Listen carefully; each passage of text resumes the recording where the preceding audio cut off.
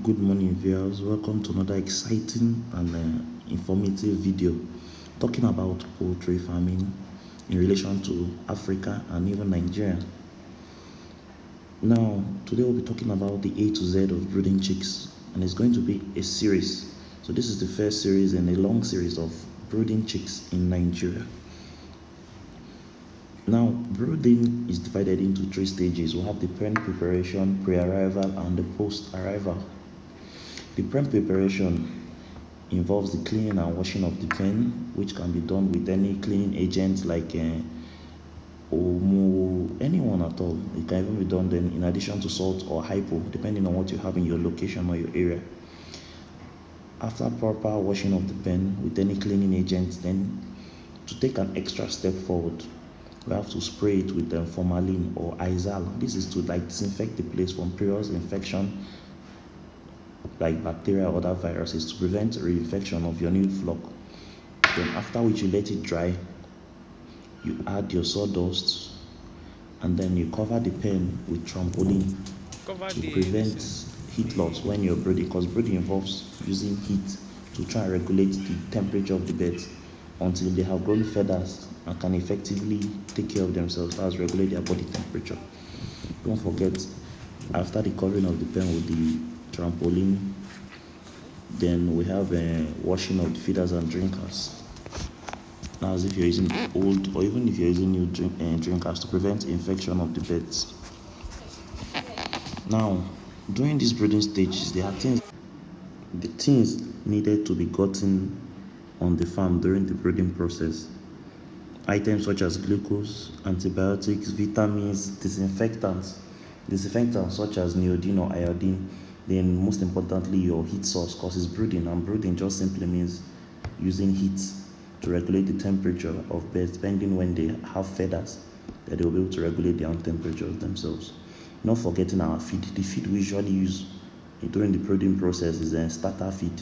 Any starter mash is okay, depending on the types of chicks you do, if it's broilers, layers, or anyone. And then don't forget, I'll be dropping a method to adapt to give your chicks a maximum boost in the first 10 days in the next video. So don't forget to subscribe, like, and even click on the notification buttons when I drop that method that will give your chicks a maximum boost. Then you'll be able to benefit from that too. Okay, now I'm going to be giving you 4 brooding steps, and I'm going to try to explain it as simply as possible, no much grammar, so that even the most basic of all farmers will be able to understand and effectively implement this just from watching these videos. So the first step on the arrival of the chicks, especially if you are like using a source like charcoal pot, which is like the cheapest so far and is readily available in countries where there's a inadequate power supply, you can make use of the coal pot. You preheat the pen, that's you put the coal in the charcoal pot and then you light it and put it in the pen 2 hours before the chicks arrive. So timing is very important so that the place will be warm before those birds arrive. Secondly, you're going to lay out the drinkers and feeders with the feed in them, and then in the water that will be in the drinkers, you add quantity of glucose. Why do we add this glucose? After like the long journey that those birds would have undergone from the hatchery to where your pen is, they will be like tired, so you use the glucose to boost their energy, so they will be able to take in the feed and water. Now, after you do this, you then introduce the birds gently. You introduce them gently from the cartons or the packaging those birds come with. You introduce them gently into the pen. And as you're doing that, at the same time you remove the mortalities. You separate the mortalities. Make sure that you pick the mortalities out to prevent all these like termites, ants, and everything from being attracted to the pen when they see mortalities. Then after that, you then monitor these birds closely, because you just like introduce the birds, so you monitor them closely. You watch if the heat is adequate for them. Simple signs that you know if the heat is adequate for birds is if they move towards the heat source, that's if coal pot or light bulb or anything, if they move towards the heat source, then you know that they are not, the heat is not adequate, that they are not comfortable. So you increase the heat, and you see them moving away from the heat source, then you know that it's too hot for them, so you reduce the heat. But if you see them evenly spread out, if you see them spread out, going about their business, not minding if there's a heat source or not, then you know that those beds are very comfortable. You know those beds are very comfortable. So that's just like the easiest and basic knowledge about brooding. It's not complicated, no need for much books or grammar or anything. It's easy, anybody can do it without even prior experiences. But make sure you focus these few days, the first few days, you focus on the temperature, the feed, the water. You make sure there's water present at every time, every point in time. You make sure that there is feed present, because these birds, if they don't see feed, then you will end up having birds that will die from eating sawdust. Then don't forget to be bringing this trampoline down. Maybe during the afternoon when there is heat, you bring the trampoline down so that air will enter inside, so they will have adequate ventilation. In as much as you don't want the heat to escape, you don't want those birds to suffocate, because they're taking oxygen too. Avians, birds taking oxygen too, so they need that ventilation.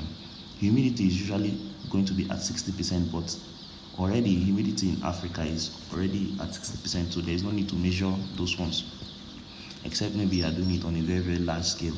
So I'll be entertaining questions in my comment sections. Anything any gray area, anywhere you're not clear on, please don't forget to drop a comment, ask your questions. I will have time to answer you individually.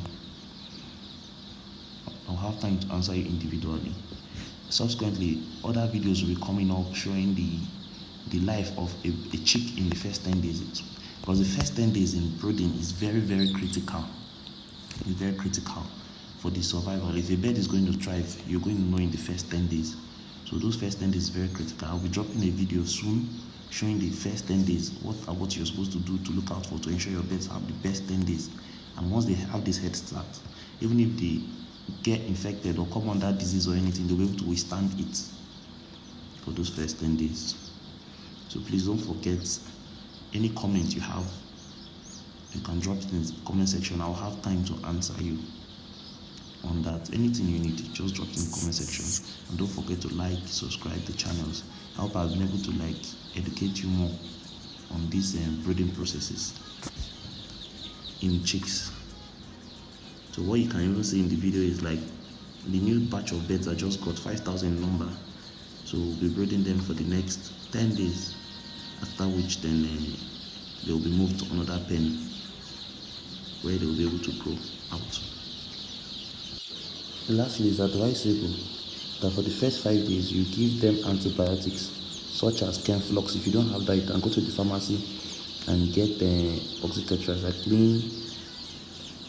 Usually that will work. For the first 5 days you give them these antibiotics to help them develop antibodies, or to help them fight infections, so that if there's any bacterial infection such as coccidiosis, and there are many of them, to enable them to fight them off without succumbing to it. Then you also add vitamins in their water, used to enable them, provide them extra nutrients. So that is all. Thanks for watching.